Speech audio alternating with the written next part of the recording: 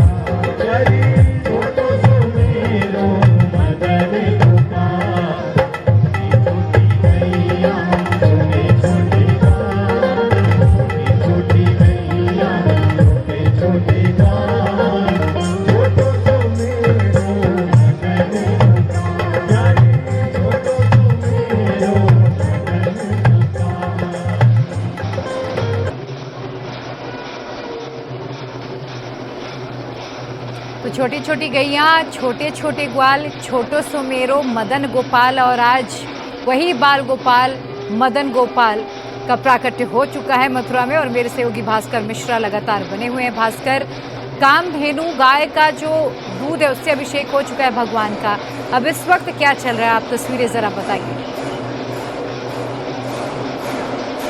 बिल्कुल, कामधेनु गाय के दूध से अभिषेक हो गया है। अभी पंचामृत से अभिषेक किया जा रहा है भगवान श्री कृष्ण का, और फिर उसके बाद उनका श्रृंगार किया जाएगा। आप देख सकते हैं मंदिर में, अगर मेरी तरफ से देखें तो दाहिनी तरफ में पहले कामधेनु गाय स्थापित किया गया था और वहाँ पे उनका अभिषेक हुआ, और अब दूसरी तरफ बाईं तरफ पंचामृत से उनका अभिषेक किया जा रहा है। मैंने जैसा कि पहले ही बताया था दर्शकों को कि तकरीबन 25 मिनट की ये प्रक्रिया चलती है अभिषेक की यहाँ पे, और उसके बाद भगवान श्री कृष्ण का श्रृंगार होता है, उनकी आरती होती है, उनको भोग लगाया जाता है और फिर प्रसाद का वितरण होता है। तो ये प्रक्रिया तकरीबन 12:30 बजे तक इस मंदिर में चलेगी, और उसके बाद जो दर्शनार्थी हैं वो आसानी से और ही आसानी से भगवान श्री कृष्ण का दर्शन कर पाएंगे।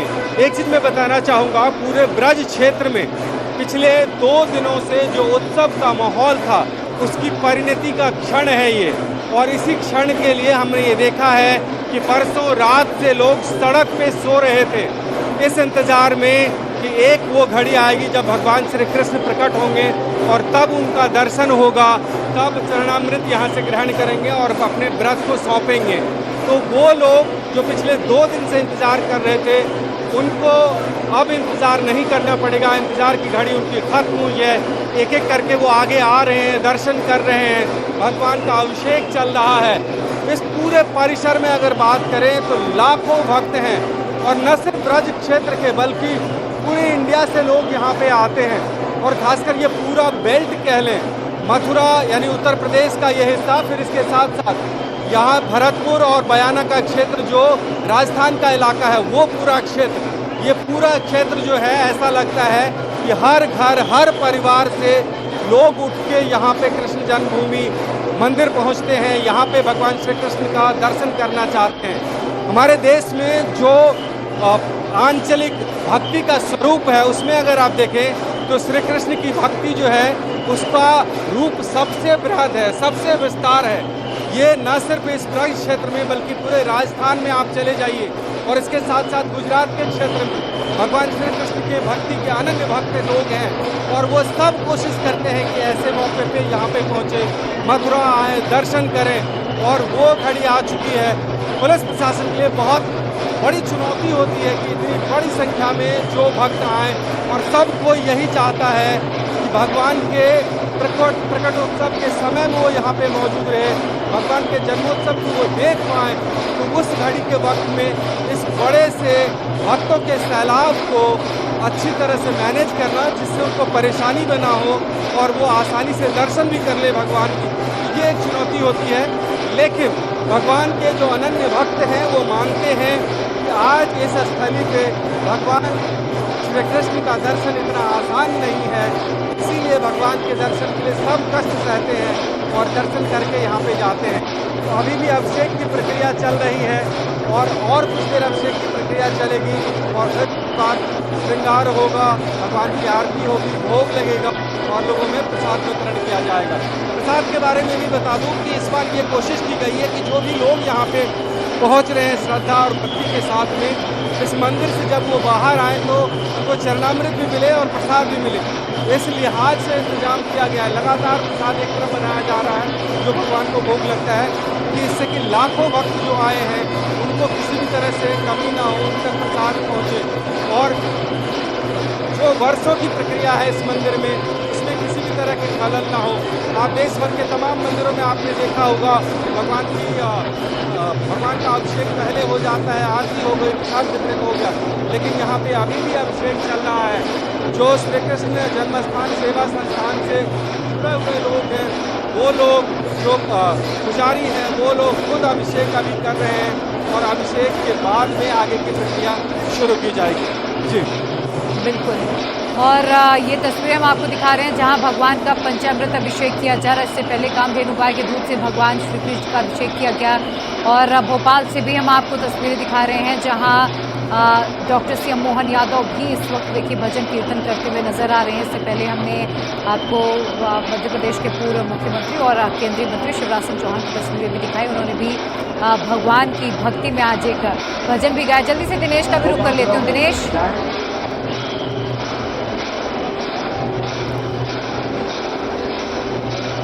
दिनेश अगर आप वहाँ मुंबई में क्या चल रहा है तस्वीरें दिखा पाएँ, क्योंकि जैसा कि आप बता रहे थे कि इंतज़ार किया जा रहा है, जो गोपियाँ हैं प्रभु के अवतरण का इंतज़ार कर रही हैं और उसके बाद वो अपनी मनोकामनाएं भगवान के सामने रखती हैं।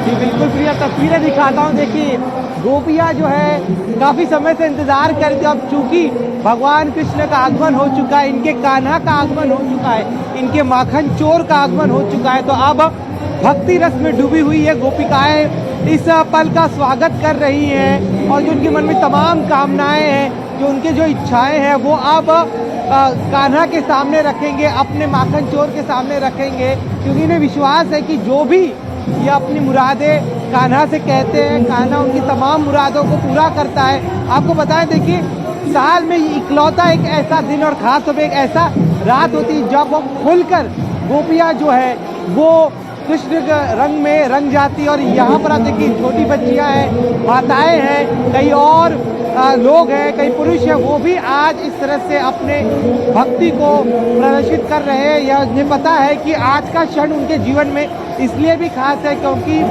जब जब उनके जीवन में जब भी कोई परेशानियां आई, हर बार भगवान कृष्ण ने उनके उस तमाम मुश्किलों को हरा है। और यही वजह कि आज झूमते नाचते गाते हुए आज वो अपने इस कान्हा का स्वागत कर रहे हैं। एक तस्वीर आप यहाँ पे देख रहे हैं, दूसरी तस्वीर मैं चाहूँगा कि मंदिर के अंदर किस तरह से जो श्रद्धालु हैं अलग अलग इलाकों से मुंबई के आए हैं, खासतौर पर बुजुर्ग महिलाओं को आप देखिए, उनके नाचते हुए देखकर आप सोच सकते हैं किस तरह से उनके मनों में कामनाएं हैं कि उनका जो बेटा है, उनका जो पोता है, वो भी नटखट कान्हा की तरह हो, वो भी माखन चोर की तरह अपने नटखट अदाओं से तमाम घर का जहाँ वो रहते हैं वहाँ पर सभी को मोह ले ले।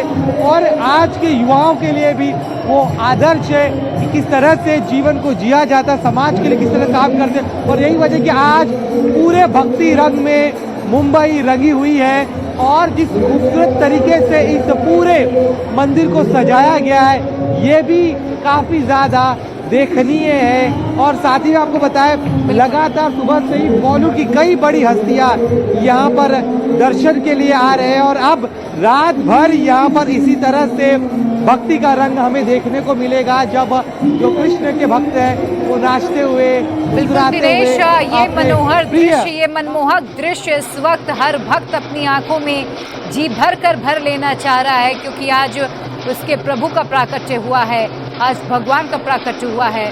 और इसीलिए हर भक्त की आज चाह यही है कि वो भगवान को जी भर के निहार ले। मेरे साथ आचार्य जी लगातार बने हुए। आचार्य जी कहते हैं कि भगवान श्री कृष्ण ने 9 रस 64 कलाएं अपनी दिखाई और पूरे विश्व को एक संदेश दिया, पूरे विश्व को एक सूत्र में पिरो दिया। देखिए, परमात्मा श्री कृष्ण समस्त कलाओं के स्वामी हैं, लेकिन मर्त्यावतारस्तु मर्त्य शिक्षणम रक्षो बधाई वन केवलम विभो। भगवान का अवतार जो होता है वो किसी केवल राक्षस को मारने के लिए नहीं होता। श्रीमद् भागवत में सुखदेव स्वामी बताते हैं, मर्त्यावतारस्तु इह मर्त्य शिक्षणम रक्षो बधाई व न केवलम विभो। मरण धर्मा लोगों को अपने चरित्र से, अपनी आभा और प्रभा से लाभान्वित कराकर शिक्षा देने के लिए उनका अवतार होता है, केवल राक्षसों को मारने के लिए नहीं होता। तो भगवान तो सर्वगुण संपन्न है, जाकर श्वास वेद सुट चारी, जिसके श्वासों से चारों वेद प्रकट हुए हैं, यत एतत् निश्वसतम ऋग्वेदो यजुर्वेदो सामवेदो अथर्वांगिरसः, जिसके श्वासों से वेद प्रकट हुए, वो समाज को सिखाने के लिए, कि हमें गुरुकुल में जाके अध्ययन करना चाहिए। तो सांदीपनी जी के यहाँ उज्जैन नगरी में कृष्ण अध्ययन करने गए और आपको आश्चर्य होगा 64 दिन में कृष्ण ने 64 कलाओं को सीख लिया, ऐसा भागवत में वर्णन है। और लिखा है सरहस्यम धनुर्वेदम धर्मान्याय कथांस तथा तथा चान्निक्ष किम विद्याम राजनीतिम च संविधान। भगवान ने रहस्यों के साथ में धनुर्विद्या को सीखा, धर्मशास्त्र की समस्त स्थितियों को जाना और न्याय शास्त्र इसको भी जाना और राजनीतिम च संविधान, राजनीति जो 6 प्रकार की हमारे शास्त्रों ने बताई है उन 6 प्रकार की राजनीति को कृष्ण ने जाना। वेद वेदांत की पूरी जानकारी गुरु चरणों में बैठ करके करी और 64 दिन में 64 कलाएं प्राप्त करनी मेरे गोविंद ने। इससे वो ये बताने का प्रयास कर रहे थे कि कर्म करने की निष्ठा मन में हो और लक्ष्य को पाने का संकल्प मन में हो और ध्यान यदि केंद्रित है उस लक्ष्य को प्राप्त करने में तो लक्ष्य पाना कोई दूर नहीं है, लक्ष्य पाना कोई दुरूह नहीं है और कोई कठिन नहीं है। इसलिए तो श्री कृष्ण ने जीवन जीने की कला समस्त समाज को, पूरे मानव जगत को प्राप्त कराई, बताई। और आप आश्चर्य करेंगे, जन्म से लेकर के अपने स्वधाम गमन पर्यंत कृष्ण के चेहरे पर कभी उदासी नहीं आई। और जितना संकट श्री कृष्ण के जीवन में, कृष्ण के चरित्र में आया, उतना भयंकर संकट किसी और भगवान के जीवन में आया नहीं। परंतु संपूर्ण 125 वर्ष की अपनी लीला अवधि में कृष्ण कभी कर्म पे हाथ धर के चिंता करने बैठे, ऐसा किसी शास्त्र में नहीं लिखा। जब देखो जब मुस्कुराते हैं, जब देखो जब हंसते रहते हैं। कितने संकट, जन्म हुआ जेल में, गोकुल में आए, पूतना मारने आ गई, शक्तासुर, अघासुर, बकासुर, व्योमासुर, अरिष्टासुर, केसी, धैनुकासुर, कितना संकट। फिर गोकुल छोड़कर वृंदावन गए, वृंदावन छोड़कर नंदगांव गए, उसको भी छोड़कर फिर मथुरा गए, वहाँ भी राक्षसों के साथ में युद्ध, कंस का उद्धार किया। जरा चैन से बैठे, मथुरा पर चढ़ाई कर दी कंस के ससुर जी जरासंध जी ने, उनको भी प्रभु ने 17 बार हराया। ब्राह्मणों के मंत्र की निष्ठा को पूर्ति के लिए 18वीं बार रणछोड़ राय नाम स्वीकार किया।